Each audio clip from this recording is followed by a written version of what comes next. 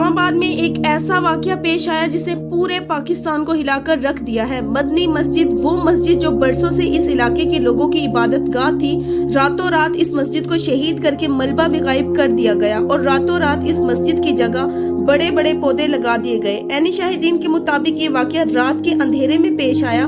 مسجد امام عشاء کی نماز کے بعد گھر چلا گیا اور فجر کی اذان کے لیے جب مسجد آیا تو مسجد کا وہاں نام و نشان ہی نہیں تھا۔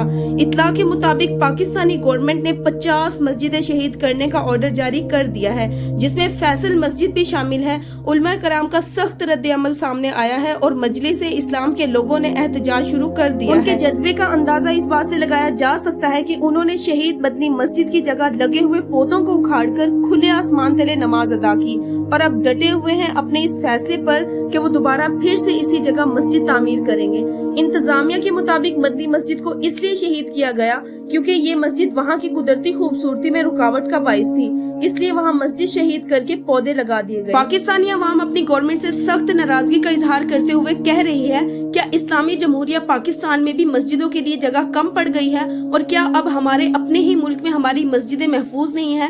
ان کا کہنا ہے کہ اسلام آباد میں کئی ایسے بڑے ہوٹلز اور سینما گھر ہیں جو غیر قانونی طور پر چل رہے ہیں اور کئی بڑے ایسے ہوٹلز ہیں جن میں شراب بیچنے کی اجازت بھی دے دی گئی ہے اور ان پر کوئی روک ٹوک نہیں، اور مدنی مسجد کو اس لیے شہید کیا گیا کہ یہ غیر قانونی جگہ پر تھی اور یہ قدرتی خوبصورتی میں رکاوٹ کا باعث تھی۔ عوام اپنی گورنمنٹ کے سخت خلاف ہوتی دکھائی دے رہی ہے، انہیں برا بھلا کہہ رہی ہے کیونکہ ہماری اپنی ہی گورنمنٹ نے پاکستان کی جگ ہسائی کی ہے۔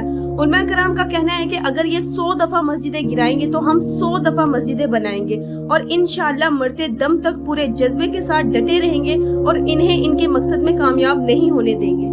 حکومت پاکستان نے لوگوں کا جذبہ دیکھتے ہوئے کہا کہ انہوں نے تو صرف مدرسے کو ختم کرنے کا آرڈر دیا ہے، ہمیں تو پتہ ہی نہیں تھا کہ انہوں نے مدنی مسجد بھی شہید کر دی۔ حکومت کا کہنا ہے کہ اگلے 48 گھنٹوں میں مسجد کی تعمیر کا کام شروع کر دیں گے۔ پاکستانی عوام ابھی بھی گورنمنٹ کی باتوں پر یقین نہیں کر رہی کیونکہ ان کا کہنا ہے کہ انہوں نے مدنی مسجد کو شہید کرنے کا کام تو راتوں رات کر لیا، تو پھر مسجد کی تعمیر میں دیری کیسی؟ ان کا کہنا ہے کہ یہ ہمیں لارے دے رہے ہیں کیونکہ جیسے ہی یہ معاملہ تھوڑا ٹھنڈا ہوگا تو یہ اس معاملے کو رفع دفع کر دیں گے۔ لیکن علماء کرام اور جماعت اسلامیہ کے لوگ بھی بے وقوف نہیں، وہ ایسے ہی ڈٹے رہیں گے اور انہیں مسجد بنا کر دکھائیں گے۔ ان کا مزید کہنا ہے کہ اگر ہم اب خاموش رہے تو یہ ہم سب مسلمانوں کے لیے ڈوب مرنے کا مقام ہے اور ہماری گورنمنٹ ایک ایک کر کے مسجدیں ختم کرتی جائے گی۔ ناظرین، اسلام آباد کے 4 بڑے ایسے ہوٹلز ہیں جنہیں شراب بیچنے کی اجازت دے دی گئی ہے۔ وہ پاکستان کے ماحول کو خراب نہیں کرتی، لیکن یہ مساجد پاکستان کی خاص طور پر اسلام آباد کی خوبصورتی کو متاثر کرتی ہیں۔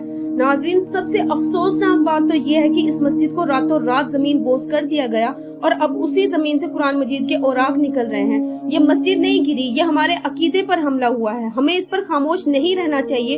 اسلام آباد میں شراب کے اڈے آباد ہیں اور مسلمانوں کی عبادت گاہوں کو شہید کیا جا رہا ہے۔ ناظرین، میری آپ سب سے ریکویسٹ ہے کہ پلیز آپ سب بھی علماء کرام کے ساتھ مل کر مسجد کی تعمیر کے لیے آواز اٹھائیں، ورنہ یہ گورنمنٹ 50 مسجدوں کو شہید کرنے کا کام سر انجام دے دے گی۔ اس ویڈیو کو زیادہ سے زیادہ شیئر کریں تاکہ دوسرے مسلمان بہن بھائیوں کو بھی اپنی آواز بلند کرنے کا موقع ملے۔ اپنی رائے کمنٹ میں ضرور شیئر کریں۔ ملتے ہیں اگلی ویڈیو میں، تب تک کے لیے اللہ حافظ۔